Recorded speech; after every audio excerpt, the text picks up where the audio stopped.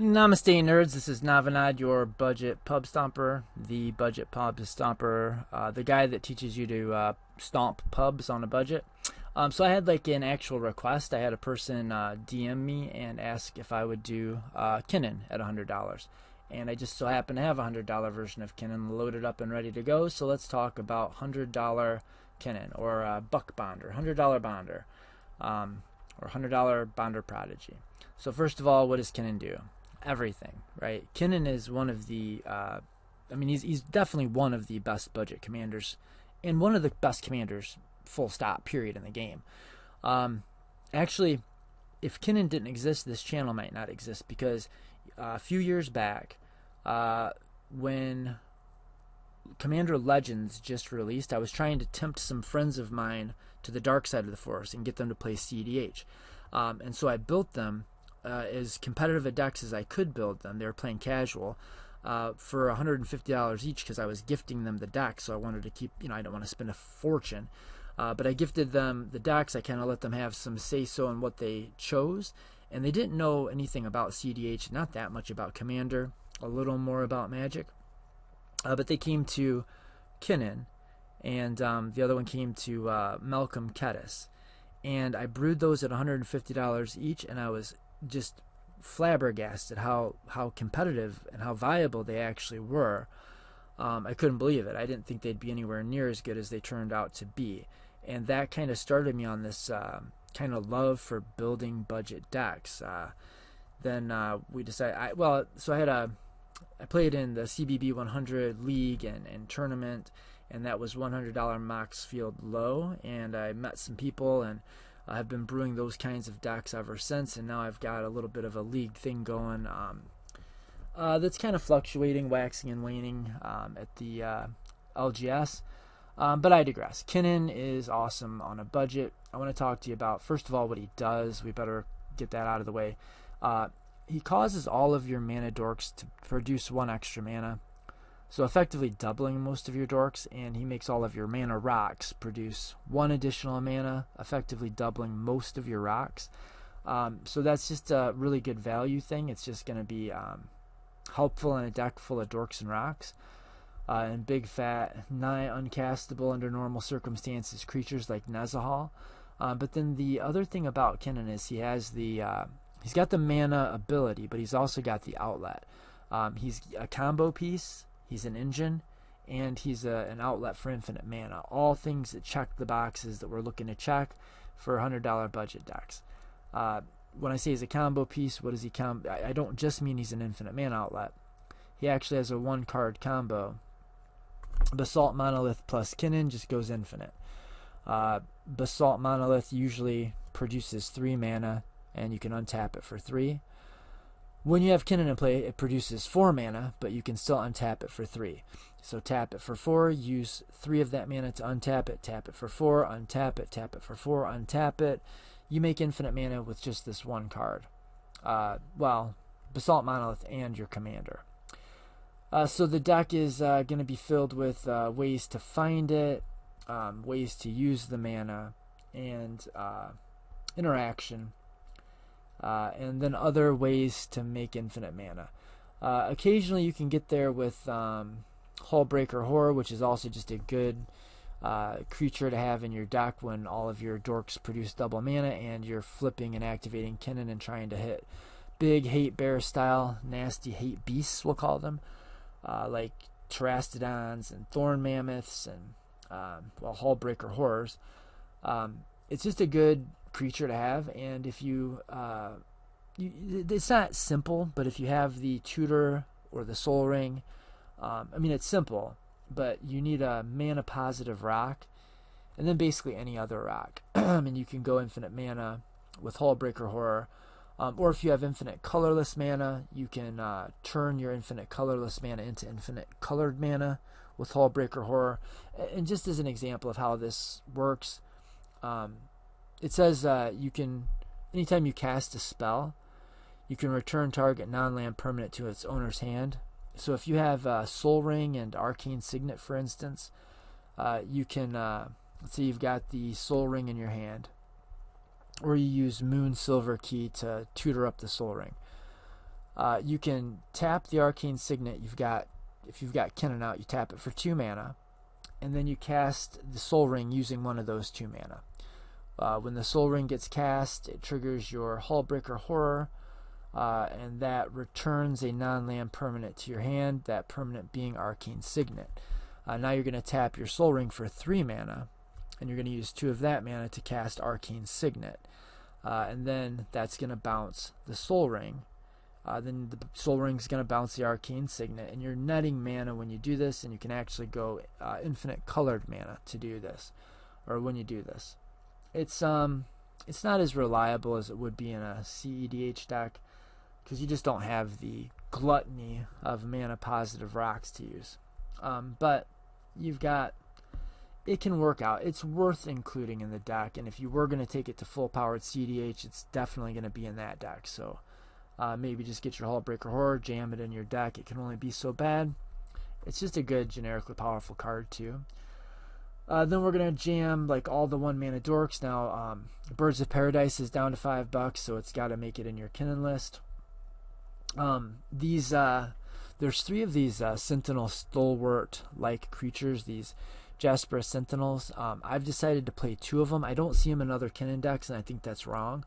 I mean, budget Kinnan decks or casual Kinnan decks, you wouldn't play these in a CDH deck. But if you're building a $100 Kinnan deck, these are like the second and third creatures you put in the deck after Birds of Paradise. They effectively are going to be a Birds of Paradise in your deck, because you're going to go turn 1, drop this guy, turn 2, Kinnan, and then you can tap this and your Kinnan to produce 2 mana of any 1 color, I think. 2 colored mana, which is effectively the same as if you had played Birds of Paradise on turn 1, because it's not like you're going to use Kinnan in combat, so it doesn't matter that you're tapping it. So most of the time there's not going to be a big difference between having a turn 1 Jasper Sentinel and a turn 1 Birds of Paradise. The birds flies. These don't work as well when you have more than 1 of them, which is why I'm only playing 2. And they do compete with Springleaf Drum and Moon Snare Prototype. I mean, you can only like if you've got just Kinnan, you can only really use 1 of these at a time. So I think so far I felt like the right number of these to include is 2 of them plus the birds. What else? We've got tons of mana dorks, tons of mana rocks, tons of big creatures that are going to do a lot of work when we either cast them for effectively half their mana or flip them off of a Kinnan activation. But the big draw to the deck is that it goes infinite with Basalt Monilith. Yeah, so we're going to try to we're going to run out our dorks, and we're going to try to get up to activation mana and start activating. And we're going to put all these nasty guys in play. We're going to get our Basalt Monilith.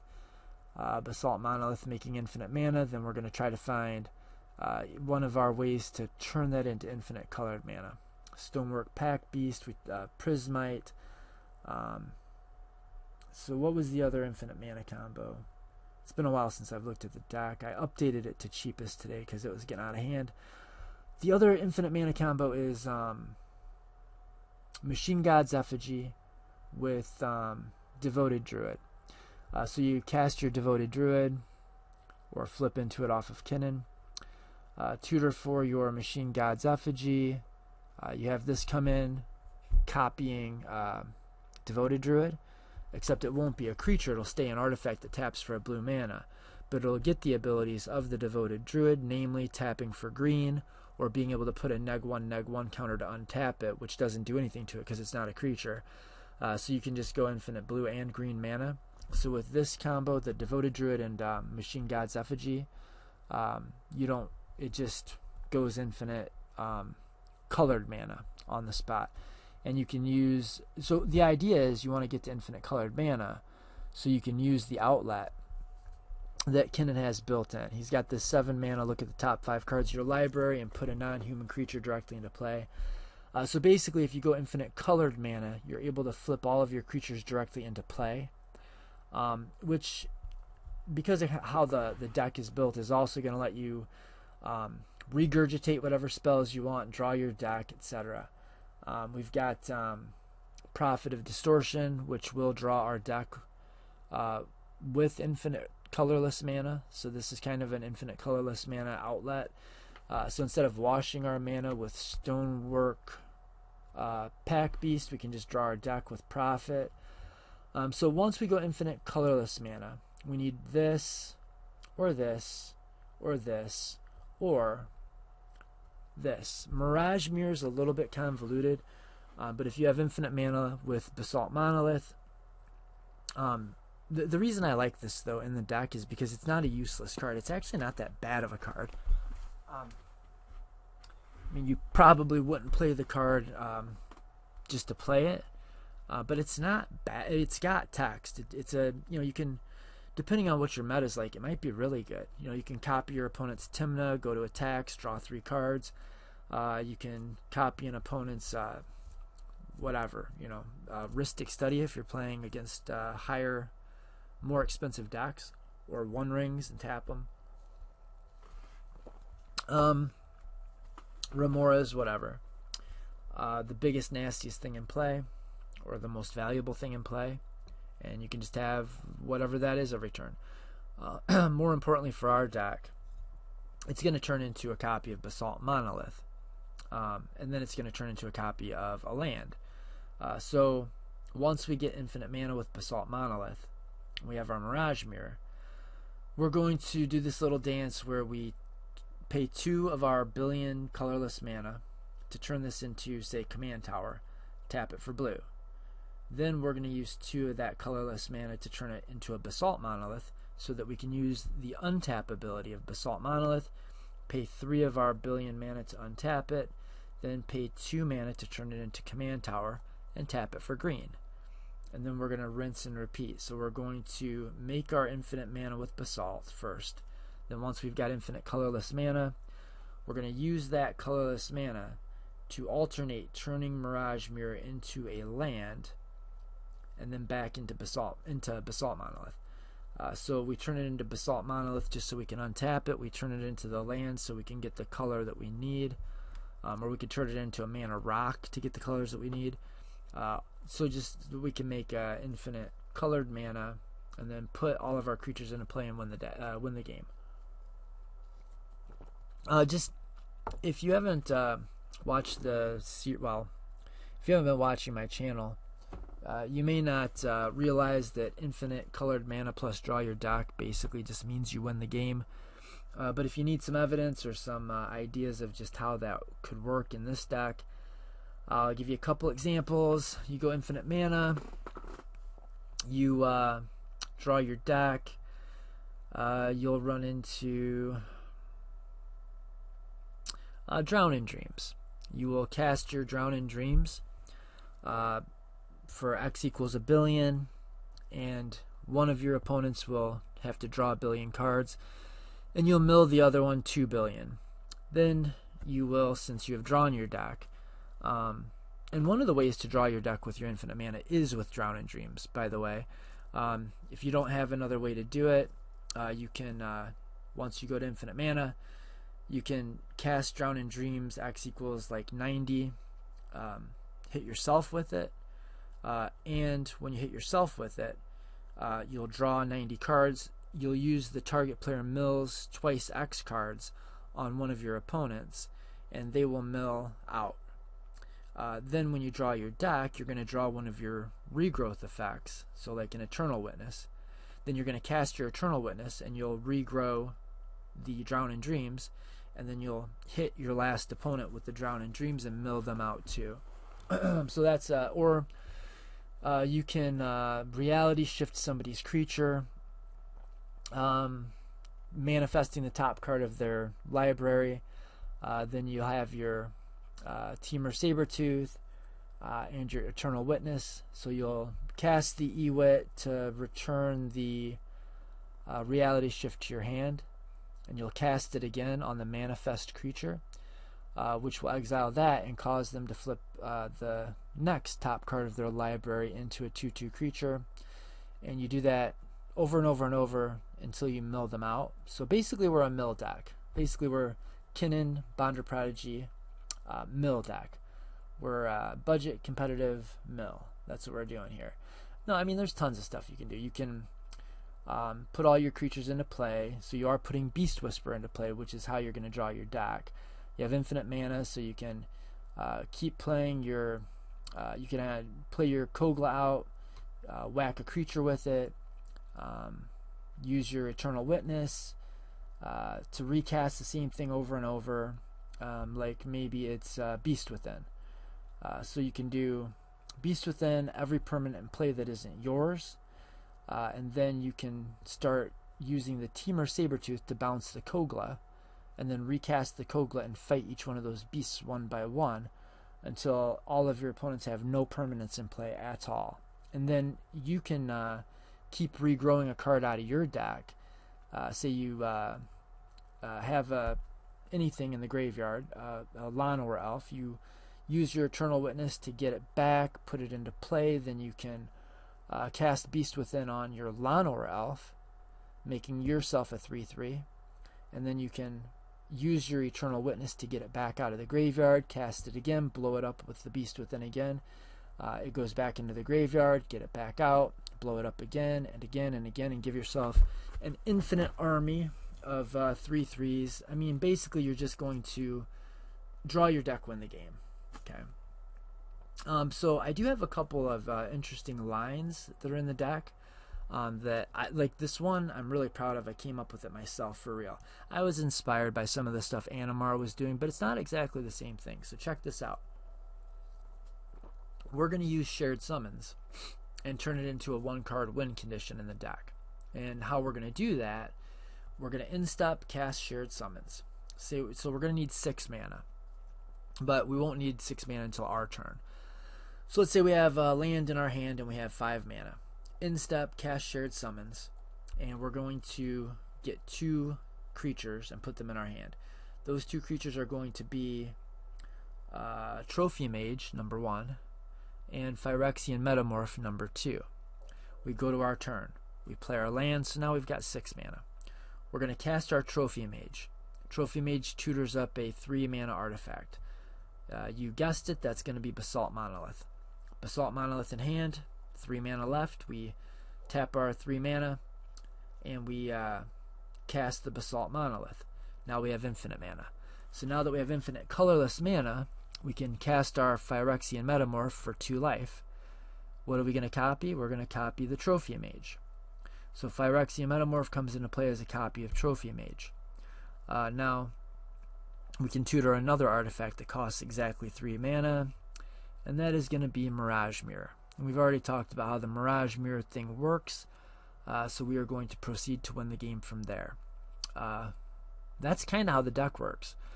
Now, a lot of times it is just going to, turn 1 Dork, turn 2 Kinnan, turn 3 tutor for our Basalt Monolith, and then just start rolling from there.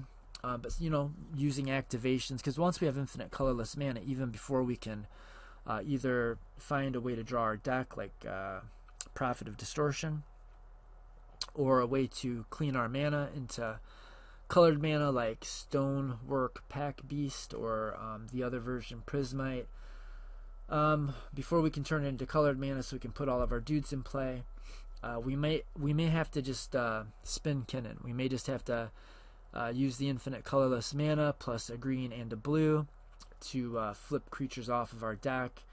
But we've got 34 creatures, and a lot of them are big and nasty, right? This one's kind of cool.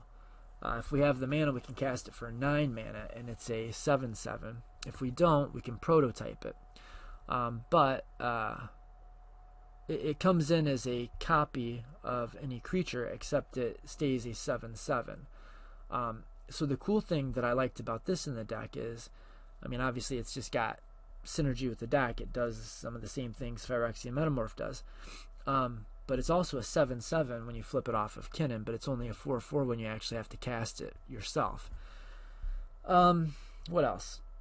Nezahal is busted. Terastodon's crazy. Thorn Mammoth is way too good to be 86 cents.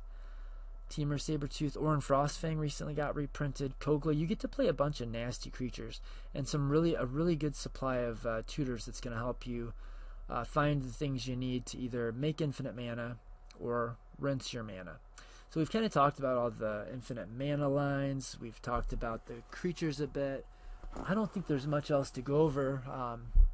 We've got our tutors to find, well, usually Trophy Mage. Like Neoform will turn a 2-mana thing into a Trophy Mage, which will find your Basalt Monolith. Fabricate will just straight away find your Basalt, so we'll reshape. Uncage puts a bunch of dudes, or they tutor creatures. You've got a little bit of free and a good bit of slim interaction. Bunch of 1-mana things, Offer, Miscast, Spell Snare. Then you've got Misdirection, free interaction. I don't think I'm going to bore you with the rest of this. The rest of this is a mana base that should look pretty good, I think. It just spiked up, the deck spiked up to out of $100 range, and I had to take out Rejuvenating Springs, and I had to take out the other clone, the Phantasmal Image, because it's like $7 now, and replaced them with a couple of things like a Kogla or Coma. Coma just got reprinted, so it's down to like $2. So that was a worthy include. But if you're really strict on your budget, you could drop this, cut it for whatever, a $1 card, and you're in business. I don't think there's anything else to do but go over starting hands. I don't think there's anything else all that crazy in the deck. Run Moonsnare Prototype in your Kinnan decks. That's prescription from me. And I guess until next time, that is all I have to say about Kinnan Bonder Prodigy. May the Force be with you. Should I talk about more ways to win the game with infinite mana? You'll figure it out, guys. I promise. You get infinite mana, turn it into colored mana, or turn it into a way to draw your deck. You will win the game. Even if you have to capsize all of their things. So you could use your capsize, bounce everything your opponent has, including their lands, and then find something that has an ETB ability on your end. I don't know. Terastodon. Well, the only thing I'm thinking of is Eternal Witness and loops we already talked about. But yeah, capsize all their stuff with your infinite mana. That'll pretty well do the job. And remember, you can sculpt a perfect hand of 7 cards. Most of the ways you'll go infinite mana, you can sculpt the perfect hand, ruin all of your opponent's stuff, and bounce all their things. And do we have Windfall? Bounce all of their things, and if you have Windfall, use it. We do not have Windfall, but I digress. Neither here nor there. Yeah, and I think there's nothing else to do but just go over starting hands. Manglehorn's busted. Play it. It's so good. It's so good in CDH too. All the 1-mana dorks, play them. Probably play some of the 2-mana dorks. I like Elysian Curated especially. Until next time, may the Force be with you. May all your outs be lives and all your hands be monsters. To all the women I've loved before, East Side until I die, and namaste, my homies.